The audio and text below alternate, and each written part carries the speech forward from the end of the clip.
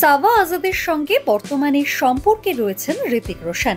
সম্পর্ক নিয়ে তারা কোনো রাগঢাক করে না, কিন্তু কৃতি শ্যাননকে হঠাৎ কেন মধ্যরাতে ফোন করেছিলেন হৃতিক?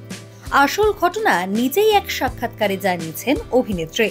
কৃতি নিজে একসময় হৃতিক রোশনের ভক্ত ছিলেন।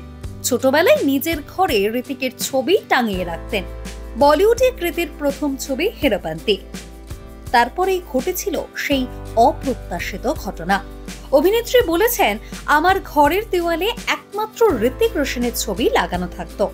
হিরোপান্তি মুক্তি পাওয়ার পরে শুধুমাত্র হৃতিকের জন্য একটি বিশেষ প্রদর্শনীর আয়োজন করেছিলেন টাইগার শ্রফ। আমি বিষয়টা জানতামই না। এই ছবিতে কৃতির অভিনয় দেখেই মধ্যরাতে তাকে ফোন করেছিলেন হৃতিক। অভিনেত্রী বলেছেন, রাত 2টোর সময় আমি ঘুমোচ্ছিলাম। হঠাৎ এক অচেনা নম্বর থেকে ফোন এসেছিল। ফোনটা ধরতে পারিনি। ট্রু কলারে সেই নম্বর ফেলে দেখি হৃতিক রোশনের থেকে ফোনটা এসেছিল। থতমত খেয়ে গিয়েছিলাম আমি। সকাল হওয়া পর্যন্ত অপেক্ষা করে ওকে ফোন করেছিলাম।